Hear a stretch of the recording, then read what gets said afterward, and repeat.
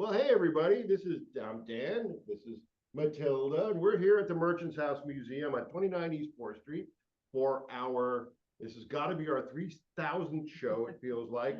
It's a hot and steamy day here in gloomy New York. It looks like it's going to rain shortly. And we have got a very special guest tonight. This is my friend, my mentor. You want to be like him, but you can't. This is Lloyd Auerbach, who's with us tonight. So hello, Lloyd. Hello. Hello. And before we get started and introduce Lloyd properly, we just want to take a moment, as usual, and beg everybody that's watching tonight to go to the Merchants House Museum's website, which is merchantshouse.org. merchantshouse.org, and you can fill out a petition there, which takes about 30 seconds. And that petition is to help the Merchants House fight against some evil developers that are planning on putting I think right now it's an office building or some kind of structure right next to the Merchants House. And the Merchants House has brought in all kinds of engineers and architects, and they've all to a person have determined that any kind of construction or vibration that happens so close to the Merchants House would destroy the Merchants House. The Merchants House was built in 1832.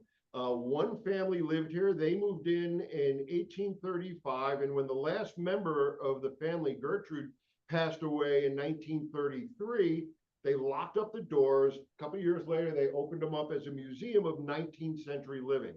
So everything in the house is original to the house. See this couch right behind Matilda? That was here in the 1840s, 1850s. That belonged to the Treadwells. They actually moved from the South Street Seaport area to this house with that sofa. Yeah. So that sofa probably was manufactured in the 1820s. Yeah. And it's still here, beautifully preserved. The tables and chairs, and what this room is that we're in is this is the family room. So this is where most of the family would spend their time. Upstairs where we usually are, but it's too hot today to be up there. Those are the parlors, and that was for formal dining, formal entertaining. But if you were just kicking back with the family and doing your homework or spending time with each other, this is the place where you would do it. So yeah, please, if you have a moment, just go to the website, which is merchantshouse.org. merchantshouse.org. Merchantshouse.org. And take 30 seconds and just sign this petition and help us keep the Merchants House from crumbling due to this nasty evil developers that are planning on building right next door. I mean, it touches. Yeah, and it's doubly important now because the house is actually run by the city of New York, and the city has set aside money to restore the facade of the building, and that work has commenced. Right. It's a year or more long project that's quite expensive, and if this building goes up next door, it will really have been for naught. Yeah. But that brings me to just one other thing I wanted to say, which is please come and visit. We are open during construction. You have to enter through a little park on the side, and you will see scaffolding in front of the building, but we are very much open for visitors on our regular schedule, Wednesday through Sunday, noon to 5, guided tour at noon, and self-guided tours 1 to 5. All right. And we just had a very special guest walk in the door. We have Dr. Lee is putting he's putting his face on in the other room. Yeah. So even though he doesn't appear on camera. Right. So you know what, Lloyd, before we get going, I'm gonna have Matilda read your shortish bio that you sent us and make you sound really, really cool. And then we'll get going. We'll be talking about the Stargate program and all things psychic warfare. I'm honored to introduce you, Lloyd. Lloyd Auerbach, MS, is a world-recognized paranormal authority and parapsychologist with a graduate degree in parapsychology and thousands of media appearances. He is the author or co-author of 9 books on the paranormal, including the second edition of A Paranormal Casebook, as well as Psychic Dreaming, ESP Wars, East and West, and the classic ESP Hauntings and Poltergeist. Great book. He is co-author of 2 novels in the paranormal mystery series Near Death, A Rainy Day Investigation, and its sequel, Afterlife. He is the director of the Office of Paranormal Investigations, president of the Forever Family Foundation, and on the faculty at Atlantic University. He is also president of the board of directors of the Ryan Research Center, where he teaches online parapsychology courses through the Ryan Education Center. Besides all that, he is a professional mentalist and a past president of the Psychic Entertainers Association, performing as Professor Paranormal. And he also occasionally does his thing as a professional chocolatier. Visit his podcast at youtube.com/@Ask Professor Paranormal, his media page at youtube.com/@Lloyd Auerbach, and his website, www.lloydauerbach.com. Perfect. And you know what, Lloyd, what you didn't include in your bio was that I would be nothing had I not met Lloyd. You know, I'd be nothing in this field. Nobody would know who I am. I certainly wouldn't have an opportunity to be on this this television show, this little show, had I not emailed Lloyd 20 years ago. Lloyd, that's 20 years ago. Yeah. Yeah, 20 years ago. You cold Lloyd? Pardon me? You cold? No, I went to go see Lloyd speak at the Academy of Science on the Upper East Side. Yeah, I think that's where it was. Yeah, for the Parapsychology Foundation. Right. Right. And you know, I don't know if you've been to any of these, like, We and I were at a conference there, Yeah. near-death experiences. we get crazy people go to these things. And some people were asking Lloyd some crazy questions. And I asked him, I don't even remember what I asked you, but you came up to me afterwards and you were like, thanks for a great question. I was like, hey, no problem. And then I emailed you, and we emailed each other back. And you know, a few weeks later, I was in your car. We were going to Eastern State Penitentiary, and Right. and we had a blast. And so for the last 20 years, Lloyd has introduced me to some pretty amazing people, and because of his endorsement, these really amazing and well funded and known people that are scientists take me serious. So you know, I'm indebted to Lloyd for any kind of reputation I have in this field. So thank you, Lloyd. You left that out of your bio, and I didn't want anybody to not know how indebted I am to you, and honored to be your pal at the same time. So I had a line in there, Dan, but I left it out. It was basically, and it's my fault Dan is where he is. So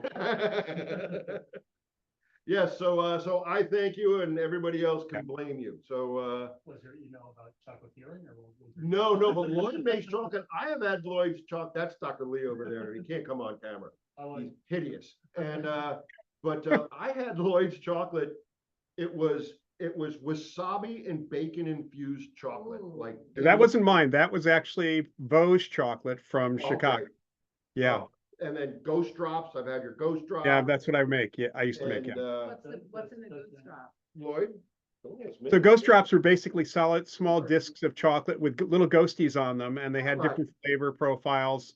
They're dark chocolate with things like cinnamon or black sesame, Chinese 5-spice. I had a whole bunch of different flavors that I was producing. Yeah, it's pretty amazing. Are these like for sale or just private events or what? Yes, both, right? Lloyd, are you selling these on your website, or? No, at the moment I'm not. I've been too busy the last couple of years to actually spend time producing them. So I will be going back to that in a little while. I mean, my goal when I retire, which is not terribly far off in the future, it's still a few years away, but it's to open a chocolate shop. Nice. Oh. That's awesome. That's a great way to retire, man. When I retire, I want to hang out in your chocolate shop. It's going to be a paranormal chocolate shop, so you know. It's got to be haunted. It's got to be haunted. Okay, so you know, let's talk about why we're here tonight. Well, because I was going to say another thing, Lloyd, that was not in your intro is the depth of your involvement in the Stargate Project, right? Right. Well, yeah, it was really more. Well, I was involved well after in putting the book together, the ESP Wars East and West book.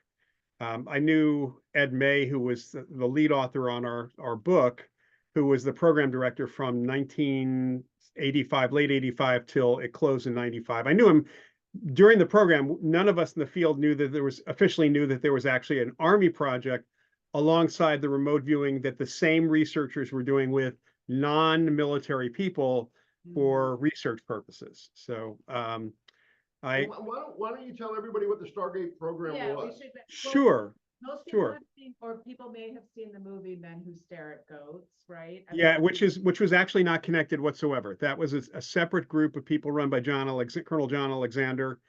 It was not even official. They got together, and I think it was the Earth's First Battalion, they were going to call themselves. And their whole idea of what they were going to do was to learn techniques to basically become real Jedi, more or less. And they worked with a martial artist who I knew by the name of Guy Savelli. He was one of the folks who worked with them on some pretty interesting stuff. Savelli went on to work with some Army Rangers and some other folks, teaching them both defensive and offensive unusual martial arts techniques, which really kind of bordered on the psychic quite a bit. But the Stargate program, which started out as Project Grill Flame, Army projects that are black budget projects when they're in the defense budget, but nobody's supposed to know about them except the intelligence committee. They come up with names that are weird so that nobody would know what it is. So one was Grill Flame, another one's Sunstreak. There were a couple of others before they finally settled on Stargate. 2 words. It's often produced as 1 word, and I think that's kind of the influence of the movie in some respects, which came after, of course, they named their program. And the whole thing started, interestingly enough, as a response to the Russians, to the Soviets. In 1970 was a book called Psychic Discoveries Behind the Iron Curtain, which came out from Lynn Ostrander and I think Sheila Ostrander and Lynn Schroeder, I think it is. Got a lot of play in the United States. They were 2 journalists who had gone to behind the Iron Curtain and witnessed psychics and other stuff and heard the claims of the Russian military and the KGB. Some of our fellow researchers heard them as well.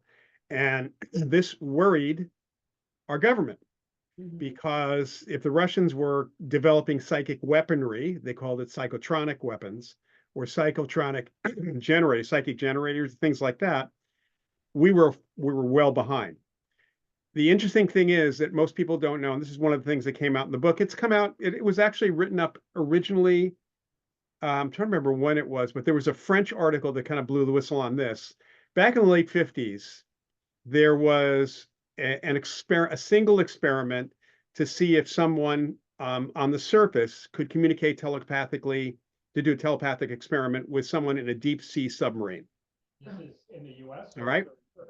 Because at that point there was no communication process because of all the water that was there. And supposedly it was very successful, but it was a one-time thing. It's like, so you do a run of ESP cards, let's see, 25 to 100, and somebody scores really well. You can't assume that that's absolutely true. I mean, it may have been a fluke. right. So that was leaked to the Russians. And apparently they got so worried that they started doing research themselves. They were worried that we were developing these telepathic things. So they started doing their own work. And they spent billions of dollars over the years. We did not. And then when the Psychic Discoveries Behind the Iron Curtain came out and other information came through, our government thought, oh, we better hop on this because they're way ahead of us, which they really weren't, by the way. So that was a little bit of propaganda. So 2 physicists, Russell Targ and Hal Puthoff, here in California, were tapped to work with Ingo Swann, who was a well-known psychic, who had kind of the ability to recognize other people, not even a psychic ability, to recognize other people who might be psychic. They were asked to start doing research in long-range clairvoyance, basically real-time ESP. And they did that at Stanford Research Institute, which became SRI International, a government contractor. The CIA was the technical owner or oversight of that project to begin with. And just let you know, over the years, it passed from agency to agency, Defense Department, DARPA, a whole bunch of other agencies were the oversight until it finally ended up back in the CIA's lab. When they started the program, they actually had a process. Ingo had developed a process to test people through a workshop and other things to come with the Army. And they picked a certain number of people from the armed forces who had had a lot of luck or unusual experiences. Joe McMoneagle, the #1 viewer for the Stargate program, had multiple near-death experiences, actually. And he had a really good track record with his platoon in Vietnam, avoiding enemy fire, even though he wasn't the platoon leader. So he kind of led people through. So they whittled down a few hundred people to 6 people, ran them through another set of testing, and they did really well at this basic form of remote viewing. Originally called remote perception, then remote viewing, because it was more popular. In the meantime, Tarkin Puthoff thought, well, wait a minute, there are people who are not Army people. Let's do research with them as well. And we can publish that research. We just can't do anything with the Army people. So they actually had kind of a parallel program going on, which was great for our field. Since we all knew that there was remote viewing research going on, we just had no idea it was happening with the military, with the US government. But that's the start of the program. When we say remote viewing, can we call them sitters or the viewers who Viewers, yeah. who are seeing, like, what's that process? Are they can they do it from home? Do they go to a location? How do they know what to look for remotely? So with the the Stargate program itself, various agencies would provide tasks, like give them missions. They're on task, right? Sometime initially, when they were doing testing, they would give these guys latitude and longitude, and it was quickly thought, well, we've all been exposed to globes and maps that had latitude and longitude. Maybe they're guessing at what's there, even though they're getting stuff right. There's no Google Earth back then. So they started taking these locations that, for example, the CIA wanted to know what's in this building in this place. All right. And they started turning those coordinates, those latitude longitude coordinates, into binary numbers or associating and other things. Or they had a photo that was taken by a spy satellite, but no other information about the location at all. Or it was about a person. So the idea of doing remote viewing was you have a target, whether you know actually actively what the target is literally, what it literally is or not. Some part of you is going to latch onto that and go out and find the location or person for that. This is a form of extrasensory perception. So when it's real time, we would call it clairvoyance in the lab. And it is more than viewing. That's the problem with using that term, is that the typical good remote viewer or remote perceiver might get visuals, might get words, might get sounds, might get smells, sensations like hot or cold. It's windy, what's the weather out, like that. And they have to put it all together. There, right? It's like they're in the remote location. Well, it's a little different. There is a difference between out-of-body experience, for example, where a person travels to the location and picks up the information. So I like to use this metaphor. If I'm watching a live sports event on TV, I am remote viewing. Yeah. Right? That's true. But if I actually go to the game, I'm there in body. So that's kind of the difference between the two. And I can't see as much when it comes to, I can't see as much if I was physically there, but with remote viewing, you can actually change your perspective if you include that in the instructions. And basically, the basic form of this is really it's the same thing for being psychic at all. You got to learn to get out of your own way. This is something Joe McMoneagle talks about all the time. There are those people who, whether they were actually in the program as viewers for a long time, or they were in the program for a month or two, they still will trade on that statement. And some people charge thousands of dollars to teach them a technique that really doesn't work very well for everybody. Whereas I usually tell people to go to Kindle, buy Joe McMoneagle's Remote Viewing Secrets book for $4.99. They'll get the whole story that way. You sit down. Typically what they did was put him in a very featureless room. They'd sit him down at a table. Very often there'd be someone there to kind of ask them questions after the initial viewing period. So the questions would be something like, okay, you wrote all this stuff down, because what they're supposed to do is simply blank their minds. They know that they have a target and just start writing down or talking about what they get, whatever it happens to be, without naming it, without trying to figure out what it is, without trying to categorize it. This is the basic problem of human beings in our programming in general. That's the problem. So once you do that, then the person who's working with you, the manager with you, can actually start saying, okay, so can you change your perspective? Can you like look at it at the location from above or from below, and ask specific questions to help kind of fill in the blanks a little bit more than that, still without making any sort of judgment call. And then they'll actually take this, and then the viewer might say, because they're military, they might say, well, I know what this is. This is X, Y, and Z. Or I don't know what this is. I've never seen this before, and then someone else will have to kind of decide what's there. The process then for the military tasking or for the government tasking was whether it was usable or not. Was there enough information? Because sometimes it's not. There's not enough information to act on it. Is it actionable intelligence? Mhm. And the problem sometimes with ESP is that you're only getting part of a jigsaw puzzle. You're not getting the whole thing. So for these agencies who are asking for information of the viewers, did they get enough information to either pull it together with other stuff that they knew, or do they have to just let it sit and maybe eventually it'll be proven out it's true? Typically, they got anywhere. Ed said that there was like between anywhere from 15 to 30%, sometimes as high as 45% accuracy for actionable stuff. One person in the oversight in a presentation he did, if you really dig through the material that's been declassified, you can find this, but it's in the book, one of the 4 volumes of the the Stargate archives. He labeled it the senator said it was 85%, actionable, which Ed disputes. He said it wasn't quite that good. He had a comment or a question. Can you hear him, Lloyd? Yeah, I don't know. Go ahead. I'll ask a question, and so we'll see if you can hear me. On the actionable stuff, like are there any known examples of like what the most interesting or most actionable thing was?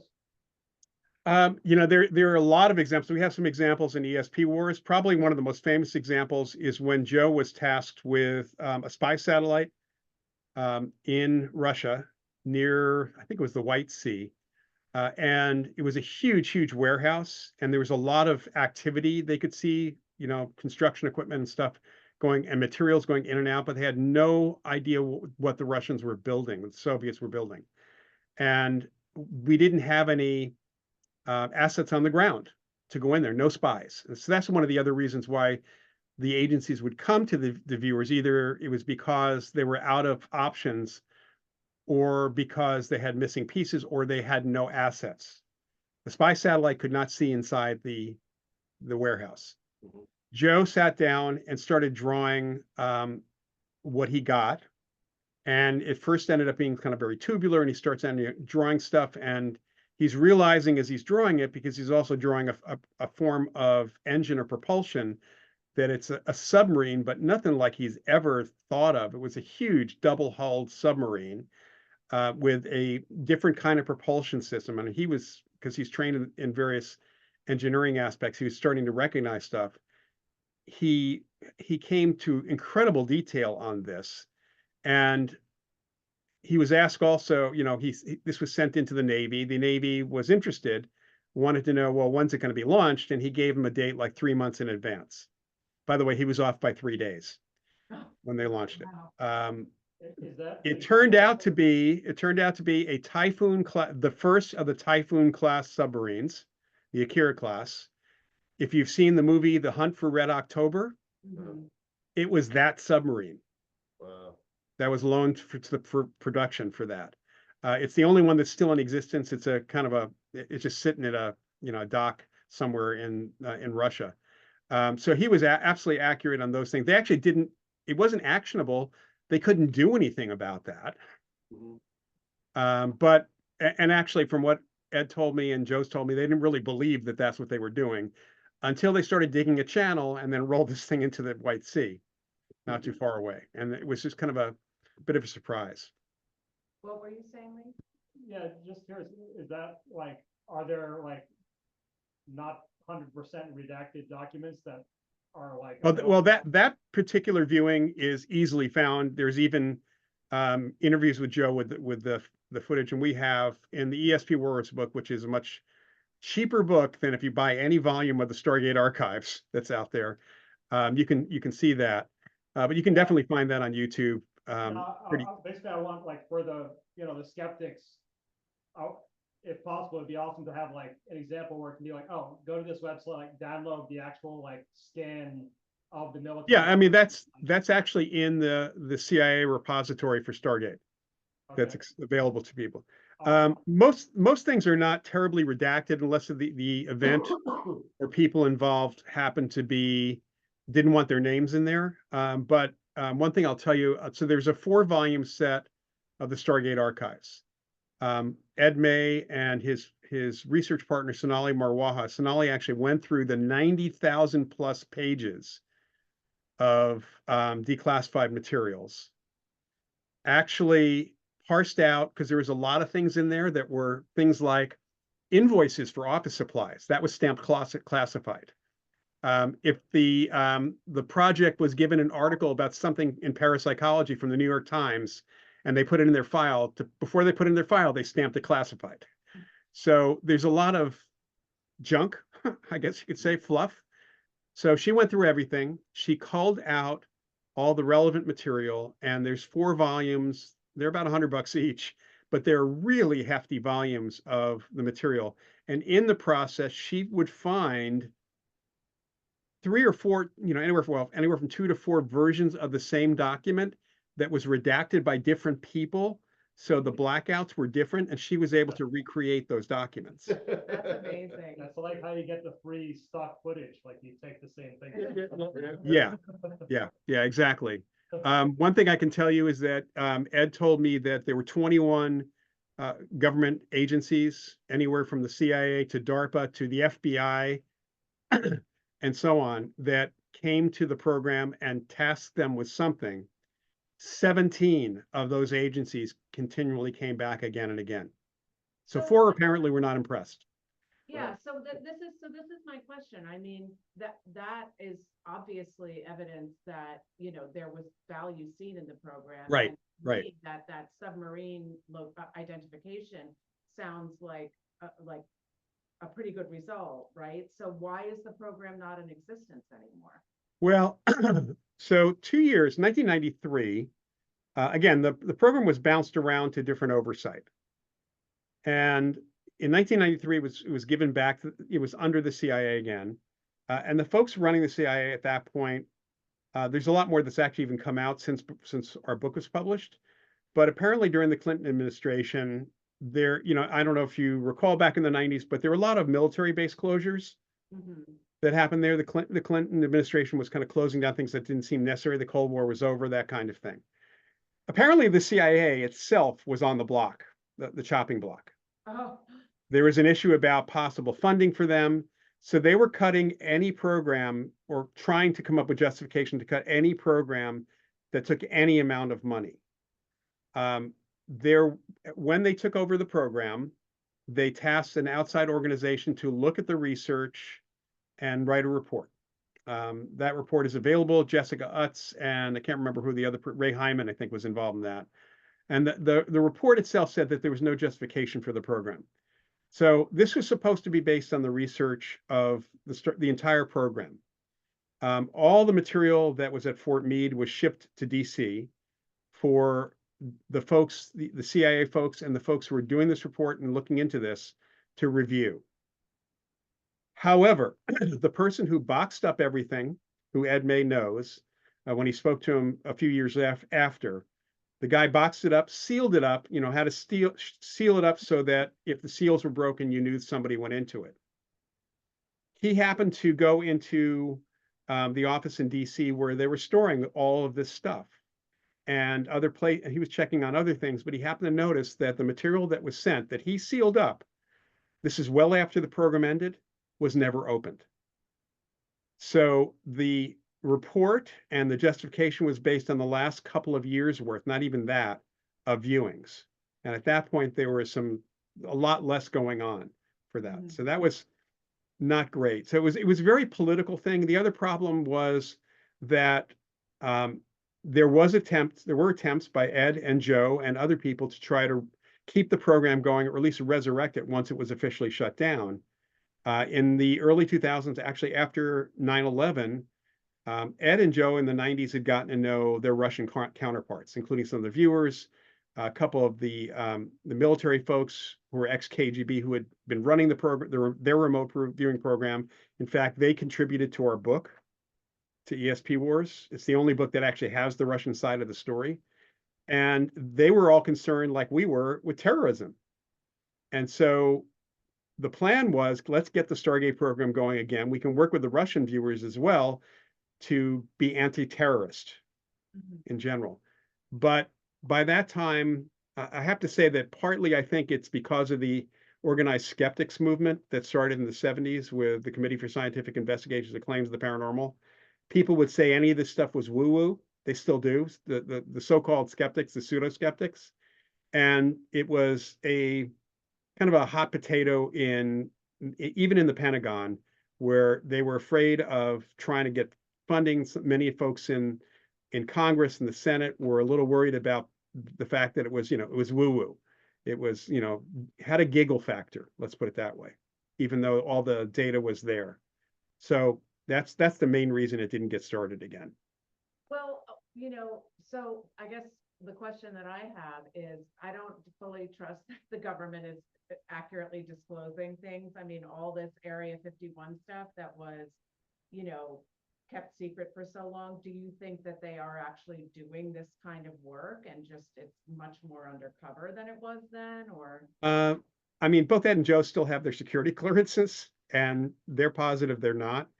That does not mean that someone in the government won't hire or ask one of the viewers to do something for them. Right, because police departments do it all the time. Right, right. So individuals without sanction, there's no program per se, Mhm. but it does not mean that there aren't some people in the government who have not consulted on some things. So it's like a workaround Yeah, yeah, to, yeah. to not It's like have to. using the contractors in Iraq. Yeah, It's like- yeah, exactly. Yeah, and what's crazy about this is the total budget for the program was a little over $22 million for 23 years. And they probably spend more money on toilets at the Pentagon. Right. Well, hey, Lloyd, is there the viewers or the perceivers, which I learned from Lloyd, it's never, you're perceiving things because everything is a psychic experience. Right, Lloyd's so they're not viewers, they're They're perceivers. perceivers. Yeah, but I mean, they're still called viewers just because it's an easy term for than lack of a better perceiver. word, right? Yeah, Other than yeah. perceivers, but, that was one of the first things Lloyd taught me was, it's perceived, you're perceiving something, but, Lloyd, the perceivers, what's their experience like? Is it different for every viewing? Or do the different viewers have a different style or different technique? And, like, what are they perceiving? Is it like three-dimensional, like they're walking through the factory, or No, was this gentleman walking around the submarine, or was he, seeing it from above, or, what's their experience? so it's nothing like virtual reality for Okay. any of them. And in general, if they're doing the general remote viewing format, which is what most of them do or have done successfully, there is another way to do remote viewing I can talk about, but it's not as successful. Mhm. Think of it, if you were to close your eyes and picture a location, picture your house where you live, Mhm. all right, and then open your eyes and try to describe what you saw. You probably won't be able to get all the details Right. down. So think of it that way, that they're getting snippets of imagery, occasional sounds that are in their head, kind of like music in your head, Mhm. occasional smells are kind of activating that. They're trying to pull together a whole picture, but they're getting parts of that. And it's kind of like You have all the pieces of a jigsaw puzzle there, but somebody takes a whole bunch away, and now you try to put all these other pieces together, and you get partial imagery. You don't get the whole thing that's there. I heard once about a police psychic case where they were trying to locate a body, and the psychic that they used kept talking about how she smelled blueberry pie. She kept smelling blueberry pie, and then Yeah.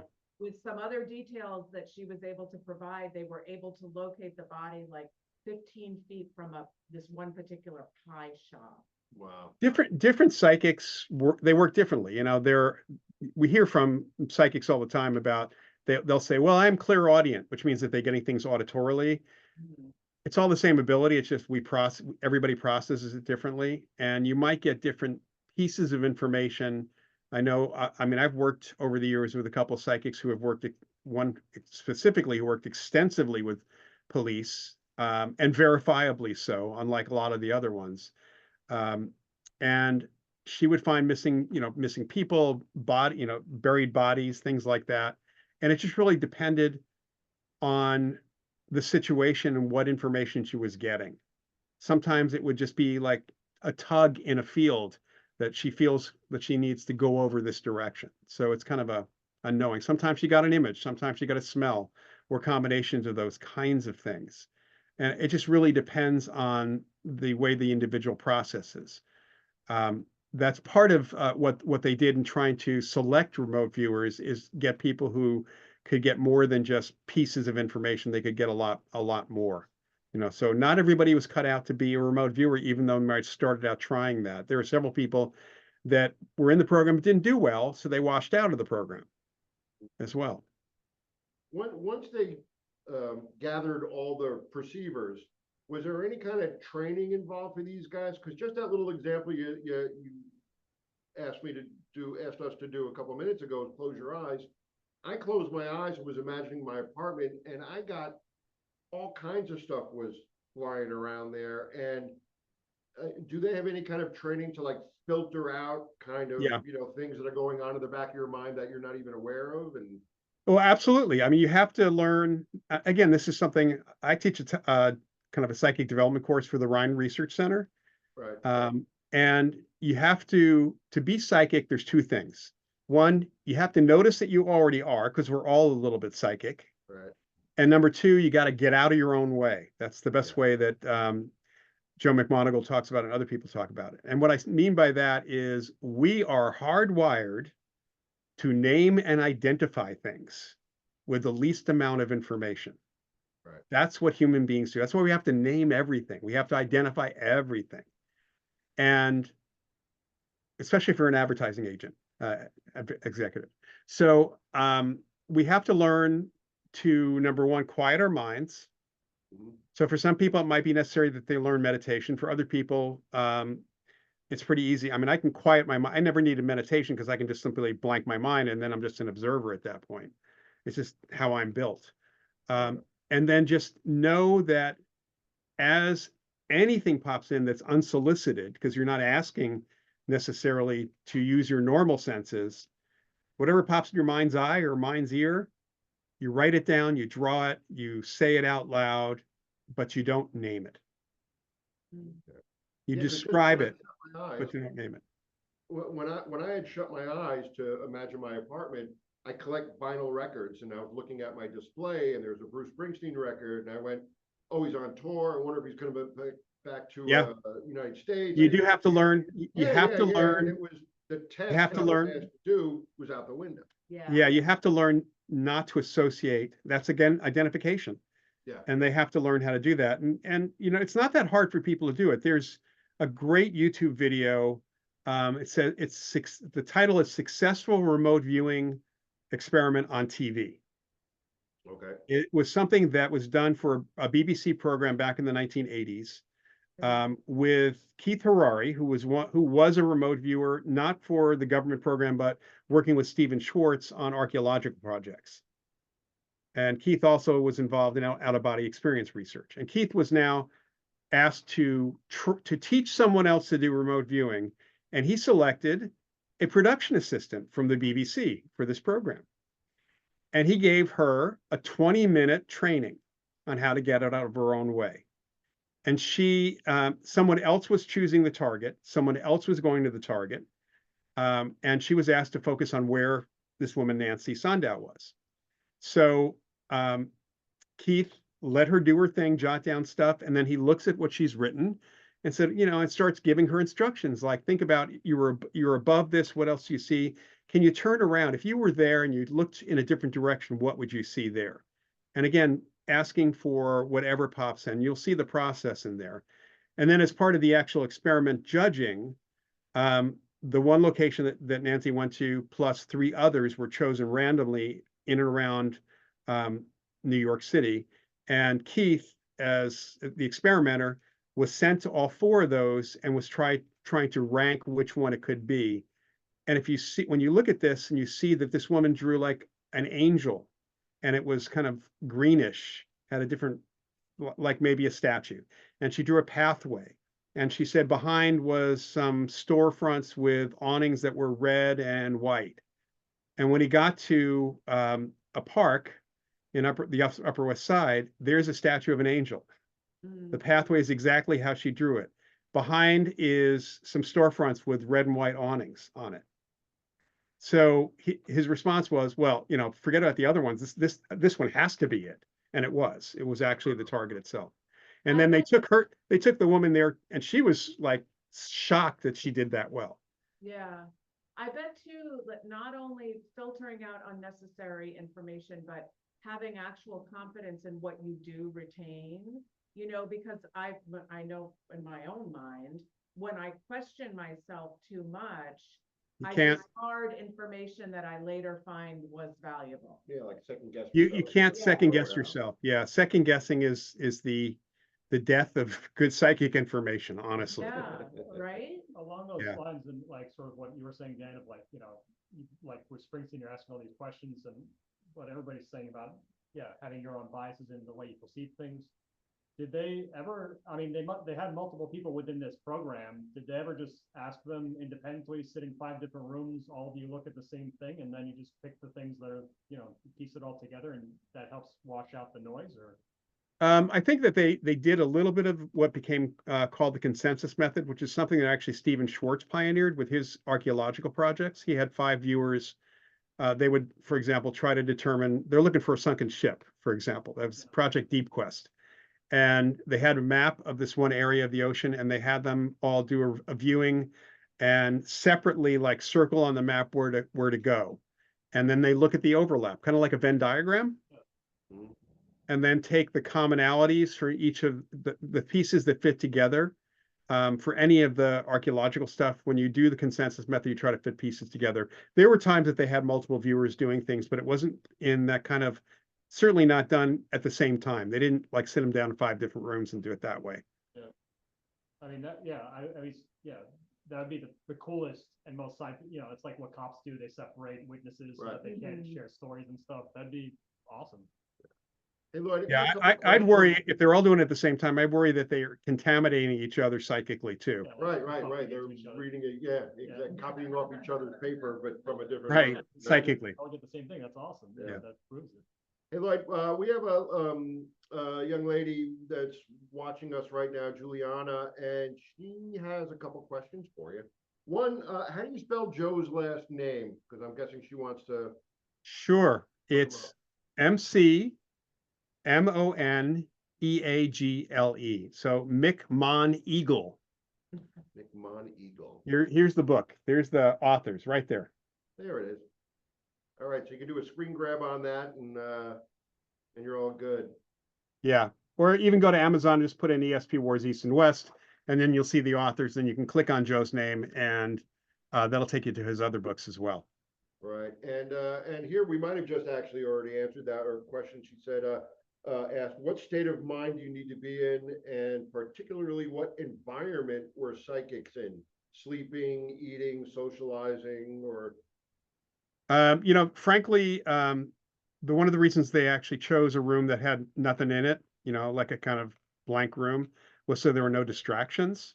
Mhm. So that's one thing, unless you happen to be somebody who can kind of pretty much go blank your mind in a room full of distractions. you know, people sometimes work differently. The other thing, no altered state other than relaxed. That was it. You know, I would say probably not a good idea. That's not going to work terribly well if you're doing when you're falling asleep or you know, overly you got the interior narration running really. You're talking itself in your head a lot. That's probably not going to help at all either. Or Does that I'm include, guessing I never asked Joe this, but if you have an earworm, you know, with music and you can't get rid of it, that probably won't help either. Okay. What about the Gansfeld state though, Lloyd? I mean, there's a lot of experiments showing that should augment it. Yeah, with Gansfeld studies were never done for remote viewing. It's not necessary. That's the thing. It's never been necessary for people doing remote viewing to be in a sensory deprivation state. Yeah. Yeah. Whether or not that would, you know, might enhance it, it's hard to say because it's Yeah. not really been done that way. Yeah. Cool. Oh, okay. Someone else is asking, speaking of sleep, was lucid dreaming ever used as a viewing modality? No, not as an intentional one. You know, I've talked to psychics over the years that sometimes get into the lucid dreaming state, and they'll, you know, just say, okay, I might as well use this, and they'll use it. But you know, there was never training to any of the viewers to do lucid dreaming for that at all. Were there any other sort of revelations of note aside from the submarine? Well, I mean, there were successful viewings. I mean, one of them, Angela Ford, who was actually in the administration part. She was not an army, you know, armed forces personnel. She was at Fort Meade. She was a civilian, and it turned out she had a knack, and still does have a knack for remote viewing. And she ended up finding a fugitive for the FBI Oh, who on their most wanted list because they didn't know where he was, and she was able to pin down where he was, and they actually caught him. You know, years ago, I used to be able to bring, when I did an investigation here at the Merchant's House, I could bring psychics in and sort of like test their ability because there wasn't anything online about me and the Merchant's House. So I could bring people in cold. Now, if I brought in a psychic, they could do a quick Google search and say, "Oh, he's probably taking me to the Merchant's House. Let me get some Yeah. information." But at this time, there wasn't really anything out there. And I brought this woman in, and she talked more about her mom, and I think her mom might have worked with Hans Holzer a little bit. I forget her name, but this woman, I don't think she had, at least this night, she was having a bad night maybe, but she called me up months later and she said, "I got to tell you something." Her mom was now living with her. She goes, "The government came to my house and put a map down on the table and said, 'We're looking for somebody. And can you point out where he might be in this village?'" And she looked at it, she pointed at an area, and she goes, "I think he's buried or underground." And she goes, "I don't know, it was the weirdest thing." And then they left. And a okay. couple days later, I was getting breakfast at the little diner across the street from me. And it was breaking news. Saddam Hussein was found in an underground bunker just the night before. And then she called me up and she said, "That's what they wanted." And I was like, "Well, I don't know. But, Yeah. that's a weird thing to make up. That would And be then an awesome thing if you like kind of arrange with some friends, like come in during my birthday party and just like slap a map down on the table and be like, "Where is he?" I had something strange happen today, which, has anything to do with, we'll talk about synchronicity, but I was talking to a coworker on the phone who is retired from our job. I was talking to him and we were just talking back and forth. And he goes, "You know what? I haven't talked to Tony Justiniano in forever." I said, "I haven't talked to Tony in years." And guys, I swear my phone rang and it came up Tony Justiniano. And I think that's one of the most common Yeah, I picked it up. I experiences said, that people "Tony." have. They think about someone and then the person calls them or they run Right. into them on the street. Right. I picked up. I said, "Tony, why did you just call me?" He goes, "I don't know. I felt like calling you. I just dropped my kid off at school." "Why?" I said, "I said your name a second ago. And Steve was on speakerphone. So Steve's like, "I'm over here. I'm in Delaware shitting my pants. I can't believe this is real." And I was like, "See, I've been telling you guys." So, yeah, crazy. Yeah, it is a pretty common experience, and it's hard to say whether or not the name popped in your mouth because you precognitively He was knew thinking, or he was going to call, or maybe, you know, or where the signal came from. You know, that's not always an easy thing. I blame Matilda for most things. Uh, Go ahead. yeah, I was just gonna ask Lloyd, you mentioned before that like, you know, this sort of back and forth ping pong of like, you know, USSR thought we were doing it, then we thought they were doing it. And you mentioned that like, we thought that they were way ahead or they'd gotten way ahead, but they actually hadn't. Like what, you know, what's the background behind that? Why do you know that? Why do you say that? Well, that information comes from a number of different people, from several of the Russian generals who actually provided information for our book as it happens. And these were the Russian side of the story is really interesting because they had 50, at one point there were 50 parapsychology labs around the Soviet Union. And there was a parapsychologist who tried to speak up, and he ended up in a gulag at one point. Boris Ratnikov was one of the Russian generals who was former KGB. In fact, I will tell you, if you like spy stuff, there's some cool KGB stories in this book also that have nothing to do with anything psychic, which gives you a different appreciation for the KGB in Russia compared to what in fact, what Ed told me is that one of the folks that I think it might have been Ratnikov who told him and Joe that they would send their crazy people out as agents outside the Soviet Union. And I think we probably did the same thing with CIA people. The same people were staying in the United States, and the other folks were sent out as field agents. Right. But in any event, you know, Ratnikov talked and others talked about Alexei Savin is another general who's involved. Our forward is by a former deputy director of the KGB, in fact. And they told us that these were guys who were dealing with psychic research. In fact, Ratnikov himself was a bit psychic. And they were dealing with it from the perspective of being involved in the programs, not necessarily running the programs for the state, you know, for the Kremlin. And what they found, what they told us was a lot of what we heard, what came out in Psychic Discoveries Behind the Iron Curtain, what was eventually more throughout the entire 80s, for example, to the 90s, after the wall fell, was propaganda, but it was not directed at the West. It was directed at the Kremlin because nobody else wanted to be thrown in jail for failure. Mm-hmm. And at one point, I think it was someone else, one of the other researchers mentioned that he was running a lab somewhere, and people would come into the lab having invented things that they claim were psychotronic weapons or psychotronic this or psychic this. And they would very, very seriously listen to them and take the device and thank you very much. And as soon as they left the building, they toss it in a storage closet because they knew it didn't work. But they told the Kremlin whenever they were asked, how's it going? We're working on it. We're getting there. So they never actually got to a point, except for remote viewing and a few people who could do some other psychic things. They never got to a point that would seriously have worried our side if we had known the truth at that point. I have another question from Juliana, who would like to know if any of the psychics, predicted any particular event. Well, sometimes they were asked, you know, they never went off, you know, to talk about major world events. That wasn't part of the tasking. They were asked how certain people were going to react to things that were presented to them. They were asked, well, Joe was asked, when is this supposed submarine rolling out? You know, and he was, you know, very close. They were asked where someone was going to be. That was the whole part of that, finding that fugitive. Right. So those kinds of things, but not like, you know, major world events. That was not part of the task. And the military didn't care about a lot of other things as well, the same way. All right. And Lloyd, we're getting close to the end, so we're gonna start wrapping it up. But I do have one very important question for you, because I know you'll give me the straight answer is, how scary, dangerous are Ouija boards? Okay, so you mean beside the dozen or so that I have in my house? I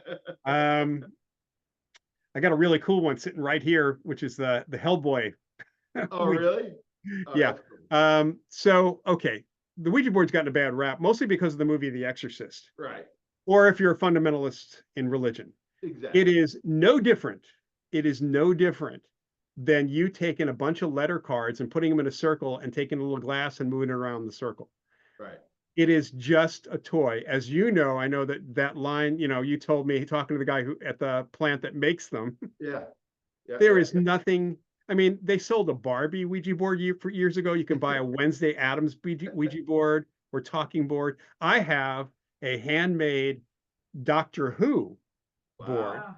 with the TARDIS in it, TARDIS on it. I've got a bunch of others.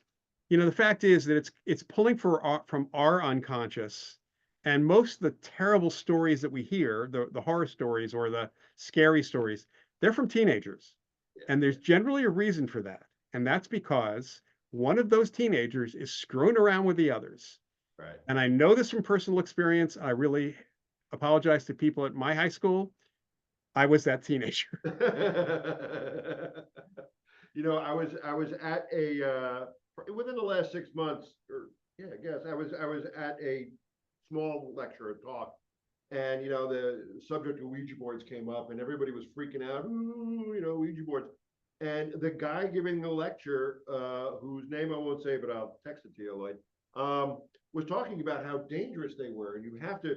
It's okay to use the Ouija board, but make sure you close it the right way and end the session, and I said, well, what makes it so dangerous? Like what, why? I don't get it.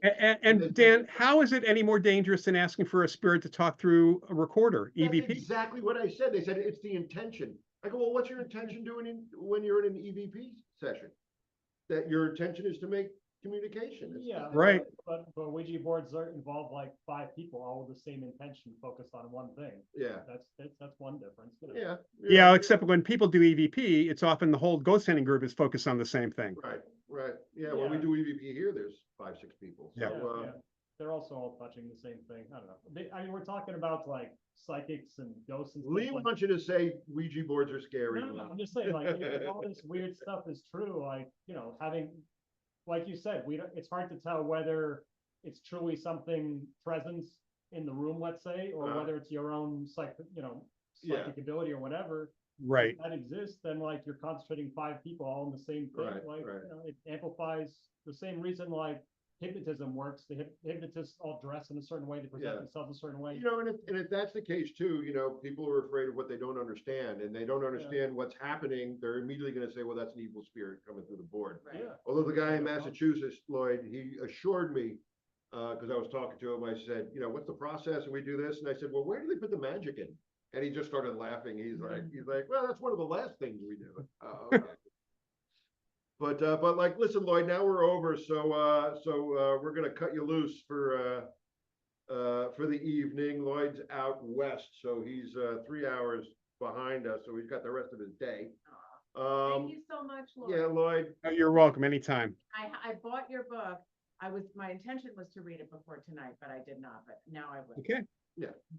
And Thank you. again, Lloyd, anything you wanna say to anybody, or? Yeah, I just should mention that, I mean, you mentioned my website and stuff right up front, but also check out the Rhine Research Center, which is just rhine.org. The Rhine Center is celebrating the 90th anniversary of the founding of the Duke Parapsychology Lab. The Rhine Center is actually the legacy of that. We have a lot of events. In fact, there's on the YouTube channel for the Rhine Research Center, if you just pop Rhine Research Center into YouTube, there is a lecture by Joe McMoneagle about remote viewing from May. I think he did it in May, or may have been late April, but there's that where he explains some of this stuff. So I think that's worth going to. And we offer courses. Our next round of courses will be in August. There'll be 4-week classes, and then we'll do fall classes, which include 8-week classes. And there's whole programs, including certifications for investigators and researchers and things like that. You can find out from the Rhine Center website, rhine.org, by just simply clicking on education. One of my favorite Lloyd stories, and there are quite a few, but we were in Philadelphia. It was really hot out. We had just went with Dave Manganelli. We had a beer somewhere, just got out of the heat. We were walking down the block back to where the convention was, sweating, and we see a couple of plumbers come out of a bar and they had a big black sedan, picked them up and driving down. And Lloyd goes, you know, Dan, if I had compromised my integrity a few years ago, we'd be in that car. And I was like, well, you know what, Lloyd, I'm still glad you haven't compromised your integrity. I was at a convention a couple weeks ago and I didn't have anything on my table to sell, no merchandise, zero. So I quick got a hold of Lloyd and said, Lloyd, can you send some books just so I don't look like a jackass with nothing on my table? And I was the coolest guy there because I had Lloyd Auerbach sign books on my table. And I would explain to people, I would say, hey, you know what? All these people selling books about the paranormal and parapsychology, they have stolen something from this book here, you know? And I said, all those guys selling those books, they wish they were Lloyd. And so thank you, Lloyd. Thank you for my current life, because without you, it probably wouldn't have happened. And so appreciate and I owe you a lot. And I'm glad we're friends. Yeah, thank you for being such a good friend, Dan. Thank you. Looking forward to your future chocolatier business. Yes. Yes. Oh, Yes. thank you. We Thank want. you. We want some chocolate. It's called Haunted by Chocolate. That's right. All right, my friend. Thank you Thank so you. much. Love you, brother. And looking forward to talking to you soon. Okay. Sounds great. All right, take care. I'll reach out to you early next week, in the middle of the week or so. Okay. Sounds good. All right. All right, Lloyd. Thank you, sir. Bye. And thank you everybody for tuning in and indulging us with Professor Paranormal, my friend Lloyd Auerbach. And make sure you go to themerchantshouse.org, fill out that petition, takes 30 seconds, and help save this. It really is a time capsule here in New York City. So you know, please go and help us out with that. Okay. So Good night. Matilda. Dr. Lee, everybody. there he goes. All right, good night, everybody. Thank you. Lloyd, I'll talk to you soon, okay, pal? Have a great night. Sounds Tell good. Julie hello, okay? I will. All right, man. Bye-bye.